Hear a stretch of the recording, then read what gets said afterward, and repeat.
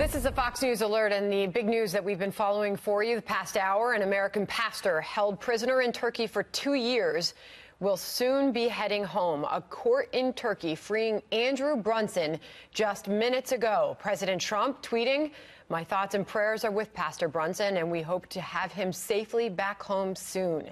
Joining us now by phone, Senator Lindsey Graham. Senator, thank you for calling in.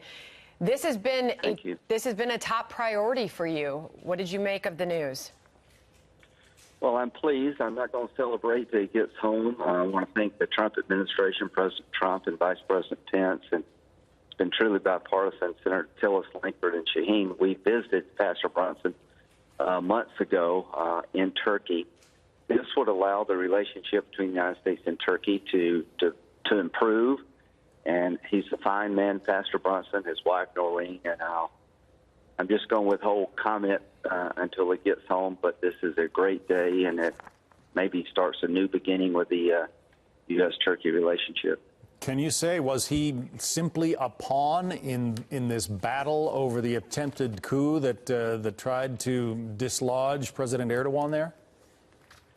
I think he got caught up in something that was just not of his own making. I've never believed 1 minute that Pastor Brunson had any ill will toward the Turkish government. And, there was a coup against President Erdogan. The military did try to take him out, physically tried to detain him. So this is a tense time in Turkey.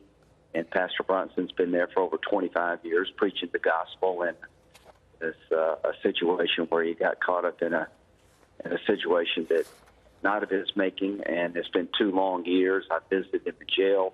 I talked to President Erdogan about it directly. I said that our relationship needs to improve, and this would be a great step forward.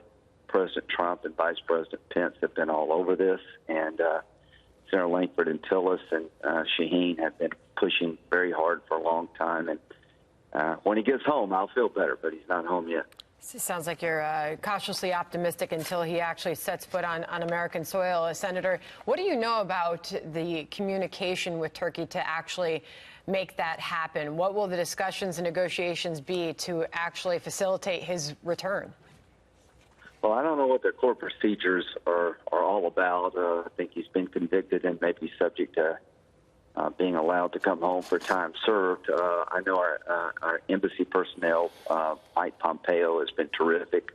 I went there several months ago, talked to the National Security Advisor, talked to President Erdogan directly, and I know Mike Pompeo's team is handling the details, and I hope that we can get this behind us. And I told President Erdogan it would be very hard for us to move forward in a productive fashion until this issue is resolved. And Turkey is a strategic ally. It's important we have a good relationship with Turkey. They're a NATO ally. They help us in Syria, and we have an air base there. So just keep our fingers crossed, and hopefully he'll come home soon. But I know Pompeo's team, they're working hard.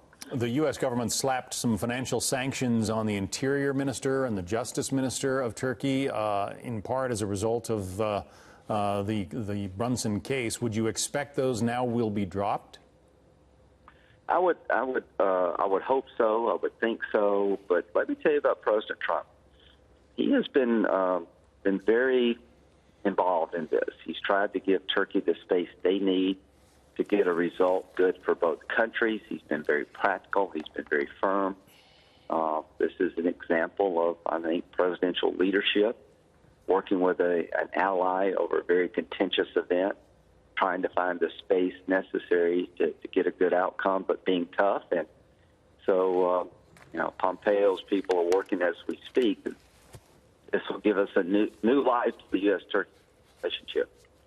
It's been fascinating to watch, and as far as the economic situation in Turkey is concerned, we all know that has been a deteriorating situation there, and President Trump and his administration, Senator, just seem unmoved by that in efforts to get Pastor Brunson home. They had a goal. They had a goal to make sure that this fine man would come back home. He got caught into something not of his making, and where do we go from here? If we get Pastor Brunson home, there are other people being detained that work for the U.S. Embassy. I'm concerned about them, too. We're not going to forget about them. They're Turkish nationals. There's a DEA agent. There are people still being detained, we think, inappropriately, and we're not going to forget about them. So if their families are listening, we have not forgotten about you. But how does this move forward? I hope one day to have a free trade agreement with Turkey. Their economy is in decline. It would be great for their economy. It would be good for our economy to have a free trade agreement. And that would show that we are working as a partner, as a team. But that's a ways off, but that's my goal. There was a time that Turkey was demanding that the U.S. Extradite into Turkish custody this Fethullah Gulen, the Islamist preacher who the government there, Erdogan, considers an enemy of the government. Did that ever come into consideration, that kind of an exchange? Well, we have a process to look at, we're an evidence-based, fact-based country, legal-based decisions, not just political trades here. And there's an investigation, I think, of the gentleman you're talking about what his activities actually have been. Have they been against the government of Turkey? Have they been criminal? So that there is an investigation of the person you're talking about, and we'll see where that takes us. But we never linked the two. That would be inappropriate. That was rejected from the start. I think Turkey understood that, and they've got a legal system. We got a legal system, and I want to just thank President Trump and Secretary Pompeo for working hard. But this is the time when Congress helped. We were pretty tough about buying the S-400 missile defense system from Russia. That they're a NATO ally. That is against everything we believe. We're trying to sell them the F-35, and having an S-400 system sold to the Turkey by Russia is a very bad situation. We got to deal with that. But that comes later. We'll try to find a way to have a more normal relationship with Turkey. Got to ask you, meanwhile, because Pastor Brunson's release, Senator Graham, coincides with the disappearance of Jamal Khashoggi, the Saudi columnist for the Washington Post, who was inside the Saudi consulate in Istanbul. Turkish officials say that they have video and audio evidence that Khashoggi, obviously a United States resident, was killed. What is your latest thinking on what we're learning here? Because we did not know much at first, and we continue to learn more. Well, every passing day, it's more likely that he's dead. You don't have to be Sherlock Holmes to figure out what happened here. He goes into the consulate at about 1:15 in the afternoon, gives his cell phone to his fiancée, and he never comes out. I have reason to believe that Saudi Arabia was targeting him in the past.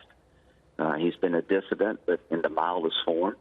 If, in fact, this is true, that he was abducted and killed at the direction of the Saudi government, it will destroy the relationship as we know it.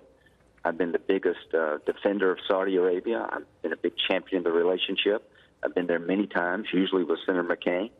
The Crown Prince has talked about reforming the country in a way that is pleasing and appropriate. But if he and others were involved in this, that would be an offense to me, to our values. It would be contempt for the U.S.-Saudi relationship, and it would destroy it in my eyes. And I would do everything I could to punish the Saudi regime if they did, in fact, kill this man because of his dissident voice. That would be a complete disrespect of our relationship, and I would want to make sure others understood who we are as Americans.